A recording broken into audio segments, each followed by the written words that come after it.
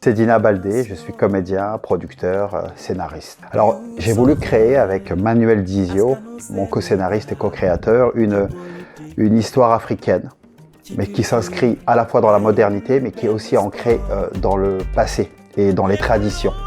Alors, les personnages sont divers et variés. Il y a Gabriel Alutiam que j'incarne, qui est un architecte de renommée qui rentre au Sénégal dans des conditions très tragiques suite à la mort de son père. Il est tout de suite accompagné de sa mère Yvonne Thiam, qui est une institutrice à la retraite. Son amour de jeunesse, Lika Fall, qui est une brillante avocate du barreau de Dakar.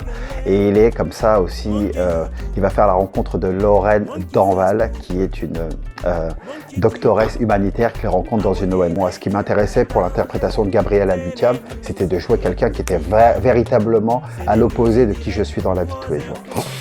Parce qu'il était important, encore une fois, de marquer l'identité de la série et puis d'accompagner le téléspectateur dans un genre de cinéma qu'il n'a pas l'habitude de voir. Je parle du téléspectateur africain, avec tout le respect et l'humilité que je lui porte, n'est pas habitué à avoir des projets, des thrillers d'action, d'investigation, de polar à ce niveau-là. Et c'était aussi important de marquer que chaque épisode, par rapport à l'épopée du personnage Gabriel Alutiam, est un nouveau chapitre qui s'ouvre aussi pour lui. Donc c'était aussi bien pour le personnage que pour les téléspectateurs. Ça permettait aussi d'apporter un petit peu de clarté en Afrique.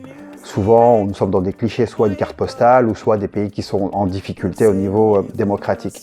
Et là, la justice était très importante pour moi de montrer une Afrique, un Sénégal qu'on ne voit très peu, ou qu'on ne voit jamais, avec des gens qui ont la justice chevillée au corps, avec aussi des dérives, des personnages qui dérivent, comme dans toute société. Mais la justice était très importante, est au cœur véritablement de Lex Africana. Lex qui signifie les lois du peuple, et Africana, africain. Les lois du peuple africain, qui sont en général des lois qui sont dirigées, façonnées, élaborées pour le bien de tous ses citoyens, et que Gabriel Alutiam, le personnage principal, va malgré lui faire respecter. Puis ça m'a permis surtout de découvrir le Sénégal, que je connaissais si peu en réalité. J'avais été quelques fois comme ça, enfant et adolescent, mais c'est pas un pays où j'avais l'habitude d'aller fréquemment.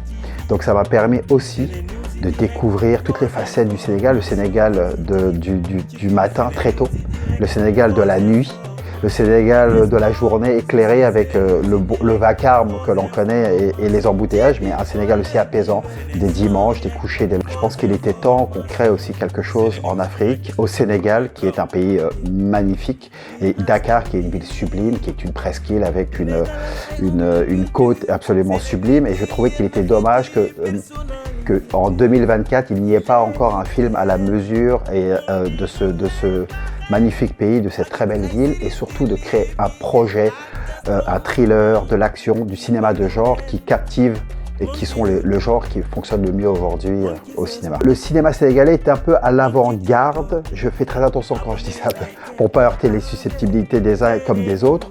Et c'est un cinéma qui regorge de beaucoup de comédiens, beaucoup de talents de jeu, peu de comédiens, pas assez d'acteurs derrière la caméra.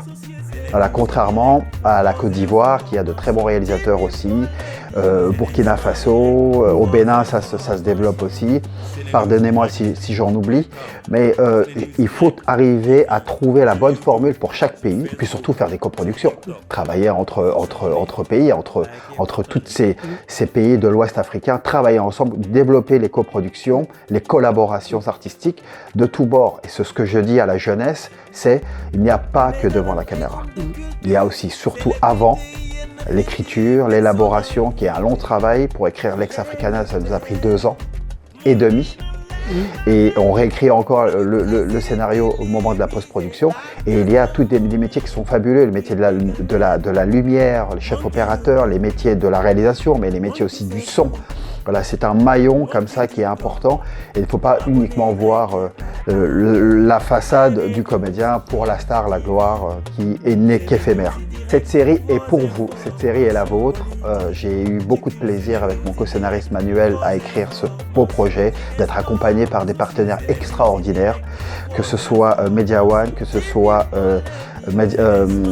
Canal Plus International, que ce soit Kiou avec Alexandre Rideau qui est basé à Dakar depuis 20 ans, que ce soit tous les comédiens de la série, tous les cascadeurs de la série, tous les figurants de la série qui ont joué le jeu dans des conditions difficiles, de chaleur. On a tourné pendant 6 mois, c'était très long et donc je remercie vraiment tout le monde et je vous dis à très bientôt car cette série est la vôtre.